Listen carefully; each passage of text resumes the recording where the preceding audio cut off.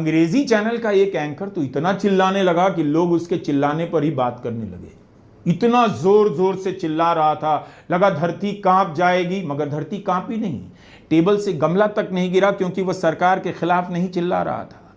सरकार dear BCCI, तुमने पैसों का खेल खेल लिया, अब देश को देशभक्ति का चूरन मत बांटो यार। मतलब तुम्हारा भारत पाकिस्तान का मैच हो गया, तुमको ऐड के पैसे मिल गए, प्रायोजक, ब्रॉडकास्टर और उसके साथ साथ जितने लोग तुम्हारे इस धंधे से जुड़े थे उन सब का पेट भर गया।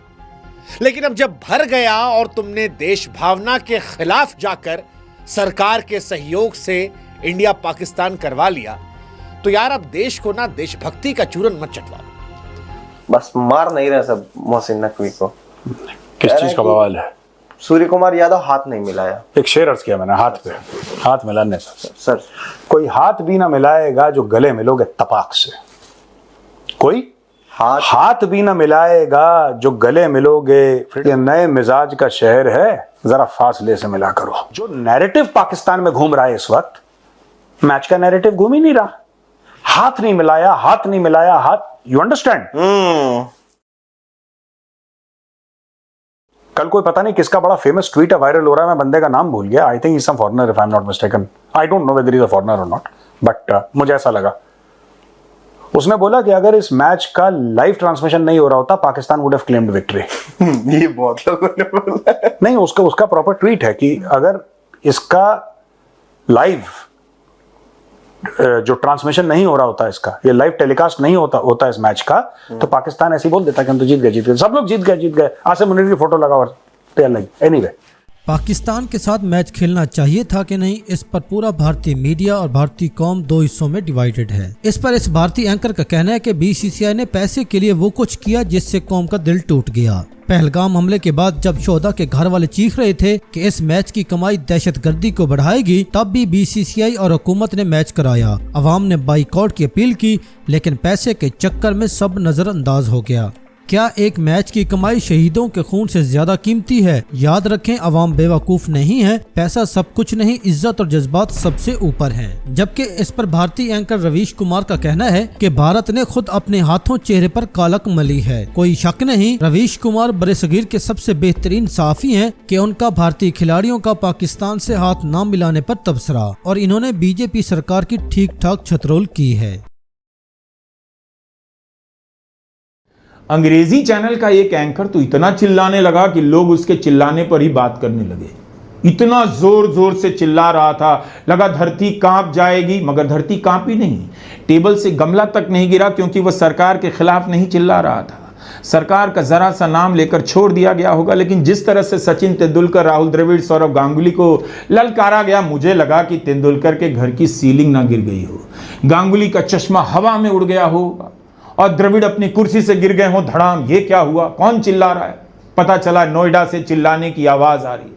रामायण सीरियल का एक संवाद याद आता है, बाली ओ बाली बाहर निकल। गुस्से के उस संवाद में भी इतनी चीख और चिल्लाहट नहीं थी, बस गुस्से का भाव था, बाली ओ बाली बाहर निकल। लेकिन यहां तो एंकर बाली ओ बाली से भी 100 बांस ऊपर चला गया। सरकार की शह मिल जाए तो थानेदार भी इस देश में डीजीपी को बंद कर सकता है। आज़ादी की लड़ाई में लोगों ने कितना कुछ सहा। आप किसी को जानते हैं जो इस तरह से बोलता हो, चीखता हो, चिल्लाता हो कि गले की नस खतरे में पड़ जाए? बीजेपी प्रेशर में, गोदी मीडिया के एंकर प्रेशर में। किस लिए? हुआ क्या था रविवार को? गोदी मीडिया ने बीसीसीआई पर चीख चिल्लाकर सवाल पूछने का कूपन रिन्यू कराया है कि देखो जी, हम पूछ सकते हैं कभी कभी, बस जय शाह का नाम नहीं ले सकते। सारी पत्रकारिता गोदी मीडिया ने मिट्टी में मिला दी है।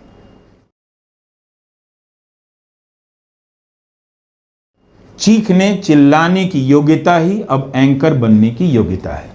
हजारों छात्र इस देश में पत्रकारिता पढ़ रहे हैं इस उम्मीद में कि एक दिन किसी चैनल या अखबार में काम करेंगे, पत्रकारिता करेंगे।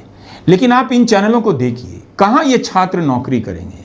क्या आपको लगता है कि उनके लिए पत्रकारिता के करियर में कुछ भी बचा है, सिवाय इसके लिए कि प्रधानमंत्री मोदी के लिए चिल्लाना है, प्रधानमंत्री मोदी के लिए किसी को दुत्कारना है, प्रधानमंत्री मोदी के लिए बिना बात के भी किसी को ललकार देना है? केवल मीडिया बर्बाद नहीं हुआ है, हजारों नौजवानों का भविष्य भी बर्बाद कर दिया गया है। पाकिस्तान के नाम पर देशभक्ति का टेस्ट करने वाले, किसी को भी ललकारने वाले अब क्या करेंगे? क्या उन्हें यह बात समझ आ गई है खेल का राजनीति से कोई संबंध नहीं? तब क्यों नहीं समझ में आई? कभी आपने सोचा कि इस मैच का भविष्य की लड़ाइयों पर क्या असर पड़ेगा? आपने सांसदों को भेजा दुनिया भर में पाकिस्तान के खिलाफ धारणा बनाने के लिए, और आप ही मैच खेल रहे हैं पैसा कमाने के लिए। कह रहे हैं कि खेल भावना के लिए खेला गया, लेकिन हमारे कप्तान ने पाकिस्तान के कप्तान से हाथ नहीं मिलाया। ये कौन सी भावना थी? जब आप कुतर्क के आधार पर राजनीति करते हैं, राजनीति में कुतर्कों को हथियार बनाते हैं, तो यही हाल होता है। एक दिन के लिए सही, जिन्हें आप एक दशक से ज्यादा समय से मूर्ख बना रहे थे, उन्हीं के सामने एक दिन के लिए गोदी मीडिया मूर्ख नजर आने लगा। जाने कौन सी मजबूरी थी कि मजबूरी की बात करने लगे। मैच तो खत्म हो गया, लेकिन राष्ट्रवाद की राजनीति झूठ और फरेब का फिर से कोई नया जाल बुनकर लाएगी और फिर से आप फंसाए जाने वाले हैं। ध्यान रखिएगा, याद रखिएगा। भारत पाक मैच के पक्ष में कहा गया खेल भावना के तहत हो रहा है। फिर हाथ नहीं मिलाना किस खेल भावना का हिस्सा है?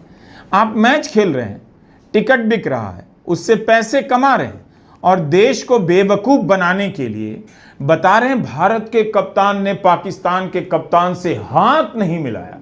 ऐसा लगता है कि मैच से आहत जनता को एक टोकन पकड़ा दिया गया है कि कप्तान ने हाथ नहीं मिलाया और मैच से पहले पहलगाम आतंकी हमले में मारे गए लोगों की याद में मौन रखा गया। आप इसी से खुश रहिए और फिलहाल इसी को देशभक्ति समझिए। भारतीय टीम के कप्तान सूर्य कुमार यादव ने जो बयान दिया, क्या वो बीसीसीआई या आईसीसी की सहमति के बिना दे सकते थे? अगर किसी मैच में मान लीजिए पाकिस्तान के कप्तान गजा पर बयान देने लग जाएं या किसी दूसरी टीम के कप्तान फिलिस्तीन पर बयान देने लग जाएं, तो क्या आईसीसी के अध्यक्ष स्वीकार कर पाएंगे? सूर्य कुमार यादव का बयान बता रहा है कि खेल भावना में राजनीतिक भावना का कितना घालमेल हो चुका है। गोदी मीडिया की तरह क्रिकेट का भी यही हाल हो चुका है। शंघाई कोऑपरेशन ऑर्गेनाइजेशन एससीओ में आतंकवाद से लड़ने के लिए एक संस्था है। इसका अध्यक्ष कौन है? पाकिस्तान। वहां तो आप विरोध नहीं कर पाते कि आतंकवाद फैलाने का आरोप हमने लगाया पाकिस्तान पर, तो हम पाकिस्तान को आतंकवाद से लड़ने वाली संस्था कैसे स्वीकार कर सकते हैं उसके अध्यक्ष के रूप में? क्या अगले मैच भारत के कप्तान सूर्य कुमार यादव इस पर कुछ कहना चाहेंगे? अगले मैच में मैच क्यों हो रहा है इस पर सरकार कुछ बोल नहीं पाई, जबकि कितने ही लोगों ने कहा मैच सरकार की अनुमति से हो रहा है। लेकिन देश की जनता ने तुम्हारी असलियत को देखा है कि कैसे पहलगाम हमले में शहीद हुए शुभम द्विवेदी की पत्नी चिल्लाती रही। उनकी बातें आम हिंदुस्तानी के दिल में छेद कर रही थी जब वो कह रही थी कि हमारे परिवार से मरा है कोई। बीसीसीआई में जो ऊपर बैठे हैं, सरकार में जो ऊपर बैठे हैं, अगर उनके परिवार से कोई मरा होता तो शायद वो ये बातें ना कहते। लेकिन क्योंकि सरकार की, बीसीसीआई की फैमिली से कोई मरा नहीं था, इसलिए शुभम द्विवेदी की पत्नी कहती हैं कि आप हमारे दर्द को नहीं समझते। शुभम द्विवेदी की पत्नी के जो शब्द थे वो सिर्फ एक पत्नी का दर्द नहीं था, बल्कि हिंदुस्तान का गुस्सा था। उस हिंदुस्तान का जो शायद पहली बार देख रहा था कि हिंदुस्तान पाकिस्तान का मैच है लेकिन टिकट नहीं लेंगे। उस हिंदुस्तान पाकिस्तान के लोग जिन्होंने कहा हम मैच कवर नहीं करेंगे, जिन्होंने कहा कि देखेंगे नहीं मैच। वो हिंदुस्तान की टीम जिसको लेकर हमारी धड़कनें बढ़ जाती हैं क्रिकेट में, वो क्रिकेट जिसे हम धर्म सरीखा मानते हैं, उन हिंदुस्तानियों ने इसके बहिष्कार की अपील की थी। और बहिष्कार की अपील इसलिए नहीं की थी कि पाकिस्तान नापसंद है, बहिष्कार की अपील इसलिए की थी क्योंकि इससे होने वाली कमाई का एक हिस्सा पाकिस्तान आतंकवाद में खर्च करता है।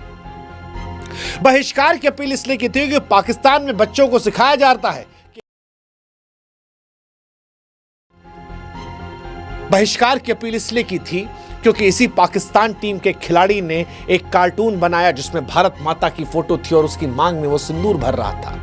वो पाकिस्तान जो आतंकवाद को पालता है, वो पाकिस्तान जो हर बार भारत की पीठ पर छुरा घोंपता है, और वो पाकिस्तान जिसके पाले हुए आतंकवादियों ने धर्म पूछकर, नाम पूछकर 26 परिवारों को उजाड़ कर रख दिया था। लेकिन बीसीसीआई तुमको उनकी कोई नहीं पड़ी थी, तुमने उनकी पुकार नहीं सुनी। तुम पैसों की चमक में देश के दर्द को भुला गए।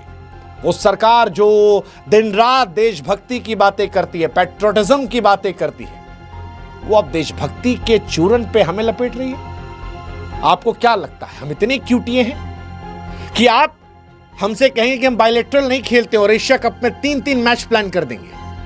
हम नहीं समझते कि पैसे का खेल क्या है?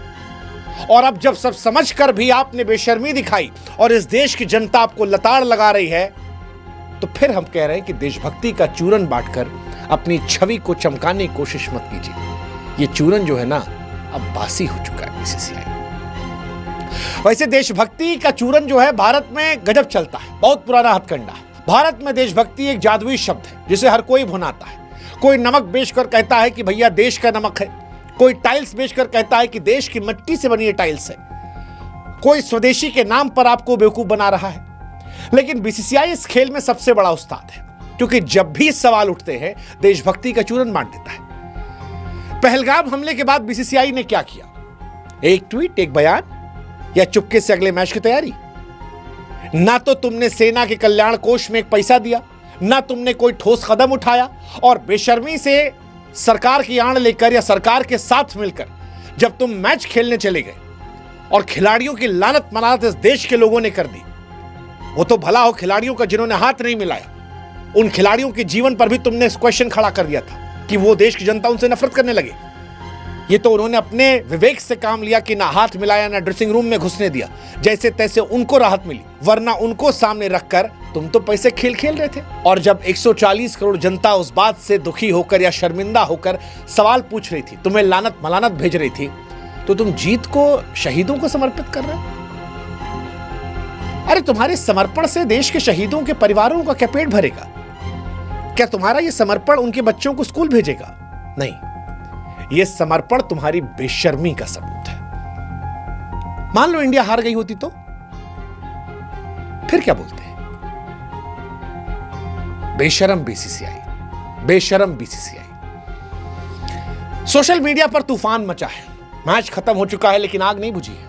अभी भी लोग कह रहे हैं शेम ऑन